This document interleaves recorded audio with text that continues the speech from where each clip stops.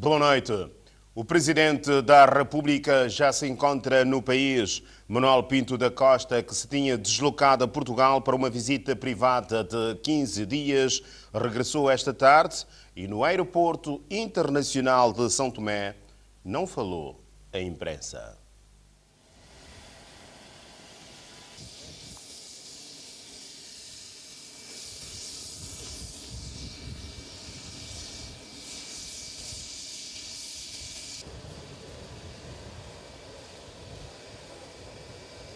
O chefe de Estado passou por Angola. No aeroporto 4 de fevereiro, Pinto da Costa foi recebido pelo ministro angolano de Relações Exteriores, Jorge Scott. A reportagem é da TV Zimbo. Proveniente de Portugal, onde esteve em visita privada de uma semana, Manuel Pinto da Costa foi recebido à sua chegada pelo ministro das Relações Exteriores. Jorge Chicotti fala em nova era na cooperação entre os dois países e destaca o setor dos petróleos entre as prioridades. A cooperação entre a República de Angola e São Tomé foi relançada com não só a visita do Presidente, mas a visita do seu Primeiro-Ministro de São Tomé durante o mês de abril. Nos próximos tempos poderemos intensificar esta cooperação se houver elementos importantes, nomeadamente se a Sonangol conseguir negociar com a parte santomense e outras partes e encontrarem áreas em que eles possam explorar em conjunto.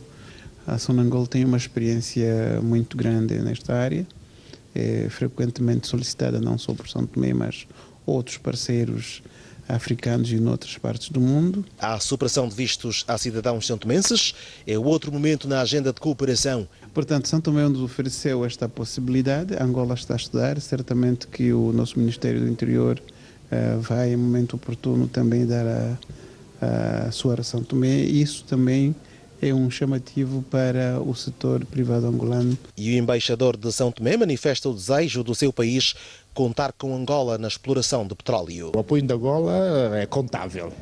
Temos a certeza de que há petróleo. O que nos falta agora saber com valores comerciais ou não.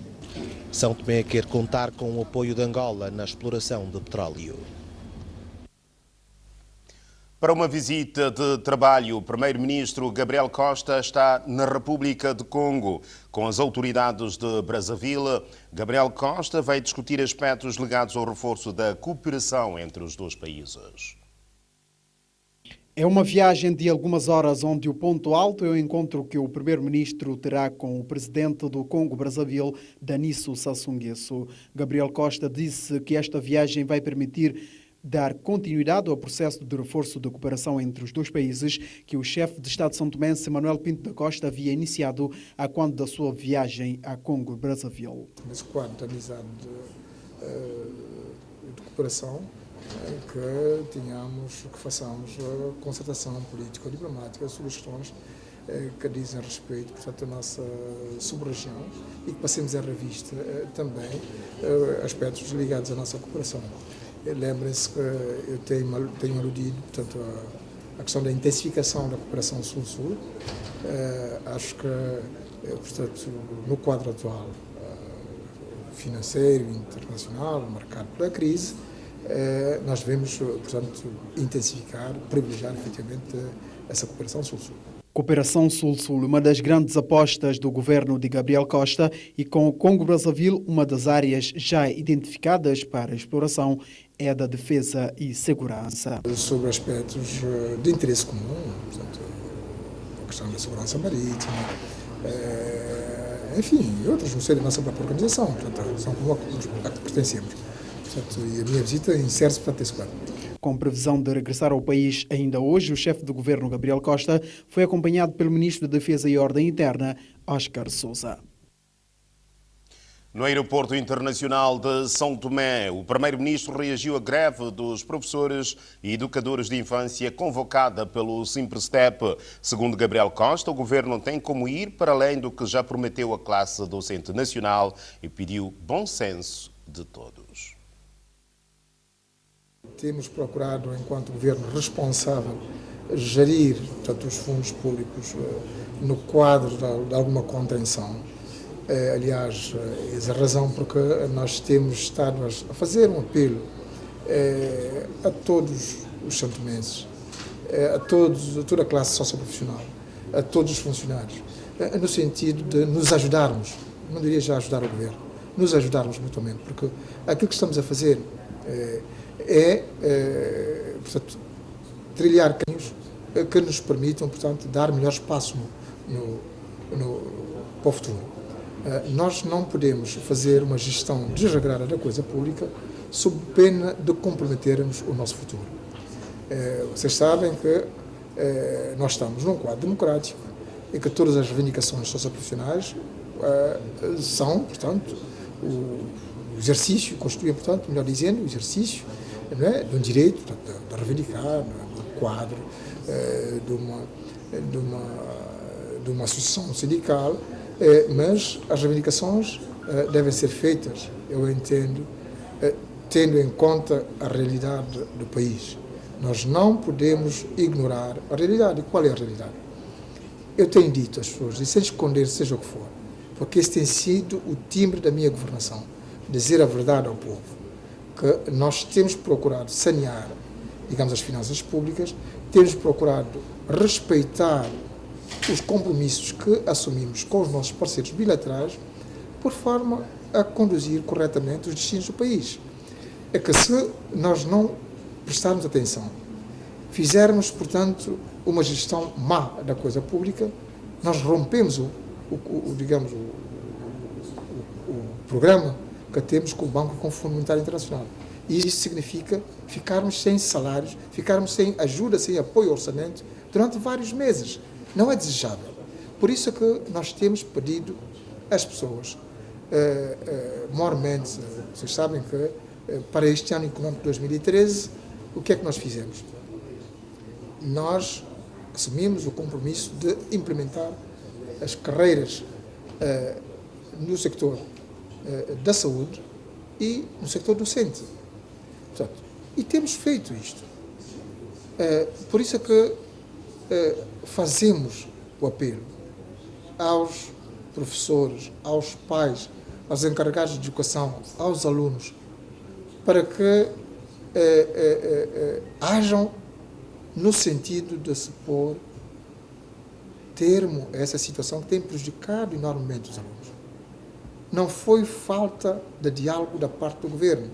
O governo simplesmente disse que fez o que estava ao seu alcance de fazer, que é implementar a lei sobre a carreira docente e propôs um aumento de salário até 10% a nível de salário de base. Ir para além é impossível, não é má vontade. Nós não temos dinheiro para o fazer. Mas nós dissemos que estávamos abertos para os ulteriores ajustes sempre que as finanças do Estado o permitissem. Ora, se não há um entendimento sobre isso, isso equivale a pôr em causa o programa, a pôr em causa o esforço que nós temos vindo a fazer ao longo desses anos todos para que o país consiga, portanto, trilhar novos caminhos no sentido de umas finanças públicas sãs, no sentido de reduzir o déficit orçamental, no sentido de corrigir, digamos, os desvios que existem atualmente. Se estivéssemos a esbanjar o dinheiro público, se estivéssemos a fazer algo que não estivesse na lógica, não é, das correções, das distorções macroeconómicas que o país conhece, muito bem, mas não. Desde que assumimos as rédeas da governação, temos vindo a trabalhar na base do diálogo social para fazer todos os atores, toda a gente a entender que este é o único caminho que nos pode levar à criação de riqueza para melhor redistribuirmos. Estamos cientes e convictos disto. Portanto, o nosso apelo, o apelo do governo, o meu apelo enquanto chefe do governo, vai no sentido, efetivamente, da prática, na verdadeira acessão da palavra, do bom senso. Estamos a trabalhar afincadamente para o bem de todos. E queremos que os senhores professores, queremos que os pais, os alunos, os encarregados de educação, se aperceberam disso. Portanto, estamos abertos mas só podemos fazer aquilo que as finanças do Estado permitem. Não podemos ir para além daquilo que nos é possível. Portanto, estamos esperançados que o bom senso haverá de imperar. Reação do primeiro-ministro e chefe do governo à greve dos professores, que já dura 5 dias. O Estado São Tomense está em negociações com os representantes dos petroleiros apreendidos pela Guarda Costeira sobre o diferendo cível da condenação decretada pelo Tribunal de Primeira Instância e confirmada pelo Supremo. As sessões de trabalho iniciaram há algumas semanas. Está previsto para esta semana um segundo encontro com os representantes dos armadores e da empresa sueca Stena Oil, que fretou os navios. O Estado de São Tomense tem propostas em cima da mesa, disse à TVS o presidente da comissão negociadora.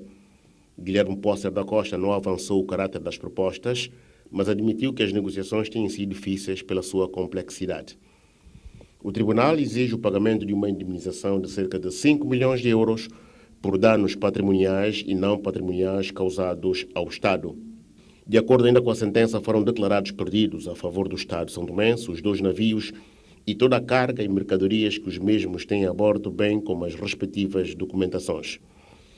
A Stena Oil contestou as medidas tomadas pelas autoridades são-tomenses, considerando-as de uma clara violação das suas obrigações perante as leis internacionais, como a Convenção das Nações Unidas sobre o Direito do Mar, estivemos a citar. Ameaçaram apresentar queixa no Tribunal Internacional. No quadro do processo negocial, os comandantes Gulgen Gengis e Volchenko Yevgen viram as suas penas perdoadas na totalidade mediante um decreto presidencial. Condenados a 3 anos de prisão por crimes de contrabando, Gengis e Yevgen estiveram na penitenciária cerca de 3 meses. Deixaram São Tomé na semana passada. Entretanto, os tripulantes ainda continuam nas embarcações que têm bandeiras de Malta e das Ilhas Marshall. Por enquanto, é difícil prever o prazo para a conclusão das negociações. Fazem parte da Comissão Negociadora São Tomense, presidida por Pócer da Costa, advogado do Estado nesse processo, representantes da Guarda Costeira, das alfândegas e do Instituto Marítimo e Portuário, IMAP. O funcionamento dos sistemas judiciais de Portugal e de São Tomé e Príncipe, bem como a reforma do setor, estiveram sobre a mesa no encontro entre o primeiro-ministro Gabriel Costa e o bastonário da Ordem dos Advogados de Portugal, António Marinho e Pinto. No país, ao convite da Ordem dos Advogados de São Tomé e Príncipe, onde já realizou algumas conferências, António Marinho e Pinto, bastonário da Ordem dos Advogados de Portugal, foi recebido hoje em audiência pelo chefe do governo. Com Gabriel Costa, os assuntos em destaque foram o funcionamento da justiça nos 2 países e as reformas permanentes que o referido setor exige. Nós trocamos algumas impressões sobre a justiça dos 2 países e, portanto, concluímos que quando a justiça funciona mal, nada funciona bem e, por isso, é um dos imperativos principais de qualquer governo democrático pôr a justiça a funcionar, pôr o sistema judicial a cumprir as suas obrigações constitucionais. São Tomé e Príncipe está a fazer isso, está a dar passos muito positivos na reforma da justiça. Portugal também deveria fazer reformas positivas na justiça, não tem feito. Esperamos que no futuro os representantes do povo português encetem uma via de reformas autênticas da justiça e não de pequenas alterações dispersas para engrossar propaganda política. António Marinho e Pinto, que teve a oportunidade de interagir com estudantes de direitos das diferentes universidades do país, advogados e pessoas que desempenham outras funções forenses, disse que São Tomé e Príncipe tem excelentes advogados. Eu acho que a São Tomé tem uma advocacia excelente, tem excelentes advogados, não só pela qualidade técnico-jurídica que põem e evidenciam no tratamento das questões, mas também pelo empenhamento pessoal, pela coragem pela tenacidade com que põem na defesa das suas causas. Num mundo moderno, num mundo democrático, num Estado de Direito democrático, os advogados fazem um escrutínio muito rigoroso da ação dos magistrados. E é preciso que os poderes públicos, sobretudo o poder político, incentivem os advogados a procederem a este escrutínio, para que o juiz seja efetivamente e só o fiel da balança e não tome partido indevido pelos interesses de uma das partes. A Ordem dos Advogados de São Tomé e Príncipe aproveita a experiência da sua congênere de Portugal para melhor desempenhar o seu papel na sociedade são-tomense. A Ordem dos Advogados de São Tomé e Príncipe promoveu esta terça-feira uma conversa aberta com os estudantes de Direito das instituições universitárias nacionais. Foi no quadro da visita do bastonário da Ordem dos Advogados de Portugal ao país. Este encontro teve como principal objetivo proporcionar aos estudantes de Direito um momento de partilha de conhecimentos com um profissional de uma trajetória ímpar. A Ordem entendeu que a vinda do bastonário da Ordem dos Advogados de Portugal é uma oportunidade única, não é? Para não só organizarmos a palestra que foi organizada ontem com os advogados e a sociedade civil, mas, por outro lado, porque nós temos muitos estudantes de Direito que futuros candidatos a advogados estagiários. E, nessa medida, é sempre importante inteirarem sobre questões da profissão, a deontologia, enfim, as dificuldades que enfrentarão no futuro caso optem por esta profissão. E, portanto, enfim, estabelecer um maior contacto entre o bastonário da Ordem dos Advogados e os estudantes. O orador, António Marinho e Pinto, bastonário da Ordem dos Advogados de Portugal, teceu duras críticas ao estado da justiça do seu país, uma realidade que se assemelha muito ao estado da justiça são-tomense. O combate à corrupção é uma das prioridades da justiça, mas para que esse combate seja eficaz, para que se combata efetivamente a corrupção, a justiça tem que funcionar bem, a justiça tem que ser credível, a justiça tem que funcionar em tempo útil. Não podemos ter processos de investigações criminais a durar anos, com notícias a sair permanentemente para os jornais, com violações cirúrgicas do segredo de justiça, para se conseguir nos jornais aquilo que se não consegue nos processos. A justiça não pode ser espetáculo na comunicação social, não pode haver, como existe em Portugal, uma promiscuidade mediática entre magistrados, sobretudo do Ministério Público e polícias, e maus jornalistas que não são capazes de fazer uma investigação autónoma segundo os critérios eminentemente jornalísticos dos factos com interesse público para serem noticiados. Para os participantes, foi um momento único de aprendizagem, tendo em conta a larga experiência do orador. Nota-se, e como todos nós sabemos, a administração judiciária do país encontra-se numa situação muito lamentável, está enferma e nós, enquanto futuros advogados e decisores do país, temos que demonstrar que, no fundo, não optaremos por esta tradição.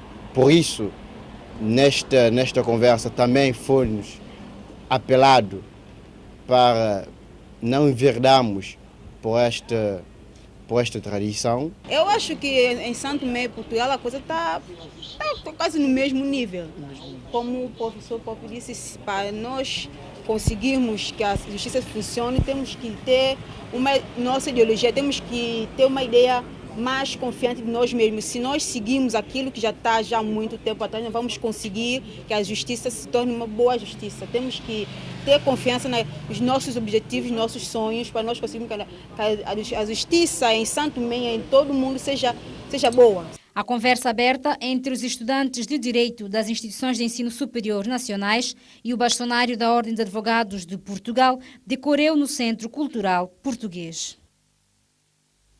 A República da China, Taiwan, vai continuar a apoiar os projetos de desenvolvimento de São Tomé e Príncipe, garantiu o embaixador taiwanês acreditado no país durante o ato comemorativo dos 102 anos da implantação da China-Taiwan como república.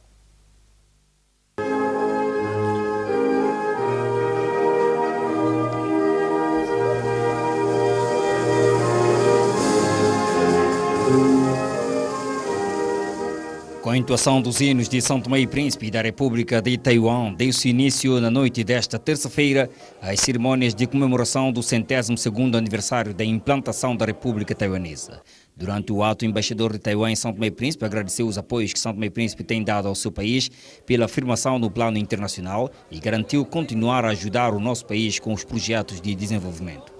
Temos confiança nas solidez da amizade que une os povos de Taiwan e São Tomé e Príncipe e na vontade dos nossos dois governos de continuar a trabalhar em conjunto para ultrapassar os desafios do presente e alcançar o futuro melhor.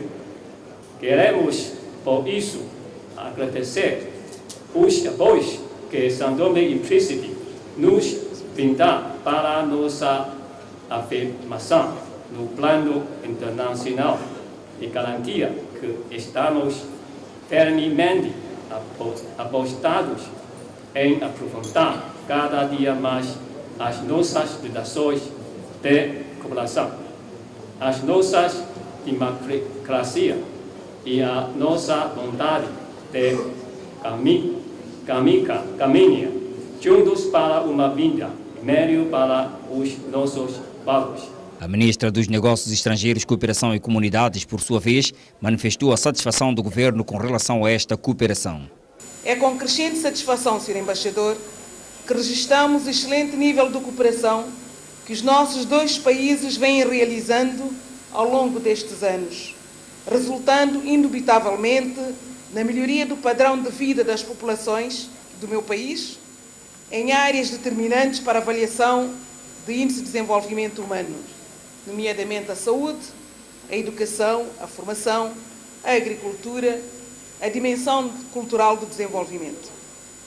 Queremos saudar os esforços do povo da República de China-Taiwan e a rútil decisão do seu governo ao designar equipas de especialistas experientes que, convergindo o seu saber fazer e dedicação com o empenho da nossa equipa nacional e outros parceiros internacionais, lograram inverter a situação palúdica quase endémica a uma muito próxima da eliminação deste flagelo que estiolava sobremaneira o curso do nosso desenvolvimento social e econômico.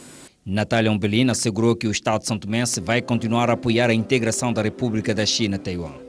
Continuaremos a apoiar a integração da República da China-Taiwan nas organizações internacionais e a defender um diálogo construtivo com vista à normalização das suas relações com a República Popular da China.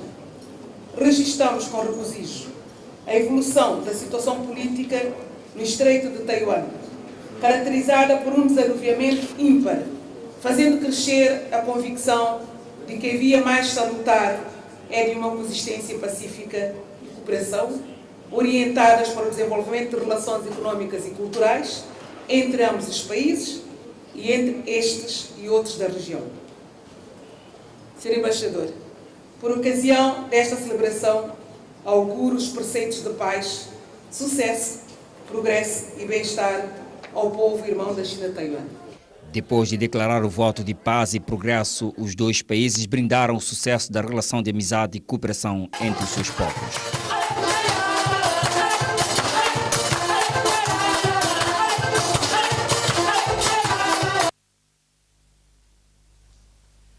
Hoje é o Dia Mundial dos Correios. No país, a data foi marcada com o lançamento do novo logotipo da Empresa Nacional dos Correios. Hoje é Dia Mundial dos Correios e o 31º aniversário da Empresa dos Serviços Nacionais dos Correios de São Tomé e Príncipe. A mensagem do Dia Mundial dos Correios foi lida pelo diretor de Operações Postais. No mundo todo, os Correios diversificam os seus produtos e serviços para responder melhor às necessidades dos clientes em termos de confiabilidade, de rapidez e de segurança.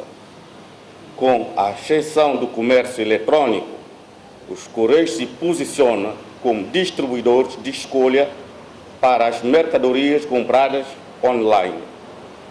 Em um mundo em constante evolução, os Correios facilitam consideravelmente as trocas comerciais nacionais e internacionais.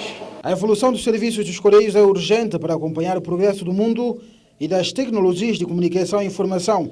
Apesar das inúmeras dificuldades, a direção dos Correios de São Tomé e Príncipe pretende inovar as suas atividades. A verdade, porém, é que os serviços prestados pelos Correios têm, ao longo do tempo, nomeadamente nas 2 últimas décadas, conhecido rápidas evoluções que não se compadecem com hesitações institucionais em termos de definição do que realmente o país pretende. E é assim que, por razões diversas, não podemos acompanhar as exigências de um mundo novo, marcado pela revolução das tecnologias de informação e comunicação. Não obstante consentidos, não é demais enfatizarmos que os desafios que nos são colocados nem sempre têm respostas adequadas em tempo oportuno e muito menos com a eficácia desejada. Ana Coutrin trabalha no ramo há 30 anos e já viu muita coisa mudar, mas sente-se feliz em ver que as iniciativas para a mudança das atividades da empresa dos Correios poderá reverter em melhorias das condições de trabalho e mais rendimento. Nós temos agora serviços de distribuição empresarial, que consiste em distribuir as faturas das instituições, tais como bancos, grandes empresas. Também temos a distribuição de faturas da CST, independentemente da distribuição empresarial, mas já temos aqui esse serviço que nós fazemos nos apartados dos clientes. Nós temos o serviço de Money Express, que consiste no envio de dinheiro para a maioria dos países africanos, recepção também do dinheiro para a maioria dos países africanos. Nós temos agora em carteira também a distribuição de fatura da EMAI, que ainda não está em forja, mas nós estamos meio caminho andado. Temos também em mão o serviço de distribuições também domiciliária, porta a porta dos clientes, de toda a população nesse caso. E posteriormente nós temos o serviço eletrônico também daqui dos Correios, e num futuro muito próximo também iremos ter o serviço financeiro, que é a Caixa Econômica Puxar. Com essa nova estratégia que os Correios agora vai adotar, vai criar muito benefício para os funcionários, para a empresa em si, também para os funcionários, porque quando cresce a empresa, também cresce a receita, também cresce o vencimento dos funcionários. Para nós é uma valia.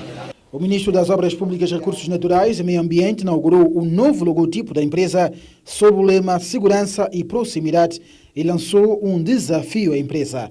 Estamos particularmente reconfortados com a nova cara e o desenvolvimento que os Correios de São Tomé e Príncipe começam a mostrar. O novo logo dos Correios, Segurança e Proximidade, nos promete mais trabalho e mais desafios. E eu gostaria de lançar outro desafio aos Correios, no âmbito dos programas que nos foram apresentados, para que diligências sejam feitas no sentido de a intenção de levar os Correios aos cidadãos, às empresas, às instituições, sejam materializadas. Estamos a falar do Correio domiciliar. Em frente às instalações foi realizada uma exposição com a promoção de alguns serviços para marcar o Dia Mundial dos Correios. Os doentes mentais do Centro Psiquiátrico do Hospital Dr. Aires de Menezes tiveram hoje um dia diferente. No âmbito do dia que lhes é consagrado, assinalar-se amanhã, visitaram o Museu Nacional. Proporcionar um dia diferente aos pacientes e levá-los a conhecer um pouco sobre a cultura foi o objetivo desta visita ao Museu Nacional, proporcionada aos doentes mentais. Amanhã é dia 10 de outubro, Dia Internacional dos Doentes Mentais. Então há um calendário de atividades que o responsável elaborou e combinou com hoje, dia 9, fazer visita ao museu com alguns pacientes. Depois, quando nós saímos de cá, nós vamos à praia com eles, conviver um pouco e então depois regressamos ao sector. Para os pacientes, esta visita é importante na medida em que ajuda a abrir o horizonte de conhecimento. A visita é importante na medida em que aprendemos e vimos os objetos de antigamente que se usava na nossa lavra na época colonial. E esse trabalho histórico é uma memória coletiva, porque hoje em dia nós podemos ver isso também na prática. Está satisfeito por terem realizado esta visita convosco? Sim, muito mesmo. Eu vi objetos de agricultura, lote, até corda de palmeira para fazer vinho, como se extrai de vinho na roça, e fiquei muito satisfeito com a... Qual é o conselho que quer deixar já agora para outras pessoas? É que a nova geração, os jovens, de vez em quando visitassem o museu para descobrir a memória do país, para ter uma parte onde pegar. Porque a história a gente analisa o passado, perspectiva o presente e luta melhor para o futuro. Eu vi há coisas que eu fiquei um bocadinho chocada, principalmente nas fotografias de massacre de 53. E eu sempre passei daqui, mas nunca entrei. Hoje é pelo primeiro dia que eu entrei cá. E eu vi e fiquei a gostar. Segundo informações, atualmente nos serviços psiquiátricos existem cerca de 50 pacientes, na maioria jovens. Vários fatores são apontados como causa. Fatores sociais, um dos principais. E outros fatores, entre eles, sabe, carência que se paga de dia a dia. Os pais, conforme a possibilidade de cada um, não têm como condições de vida de cada um. Mas outros fatores que às vezes não é bom mencionar. Marido e mulher. Tudo isso. Para a cura de alguns casos, acrescenta ainda o técnico deste serviço que a ocupação seria uma solução. Um paciente nós temos lá chamado Adarilho, ele é professor de profissão, já foi doente lá há alguns anos atrás, mas nesse momento ele voltou, a coisa do mês ele está lá. Mas o que acha que pode estar na base? Eu acho, pronto, ele quando teve internado há algum tempo atrás, era professor, mas depois afastaram ele da profissão. Afastaram ele, agora está em casa, não trabalha. Eu penso, estes pacientes assim que tiveram mais ou menos recuperado, que desse alguma coisa para fazer, menos se não for para dar aula, mas pondo ele a fazer alguma coisa no ministério, qualquer direção, qualquer coisa de educação, de maneira que ele se sinta útil, e tudo isso alivia a situação. Nesta visita participaram mais de 25 doentes mentais. E desta forma concluímos esta edição informativa. Boa noite.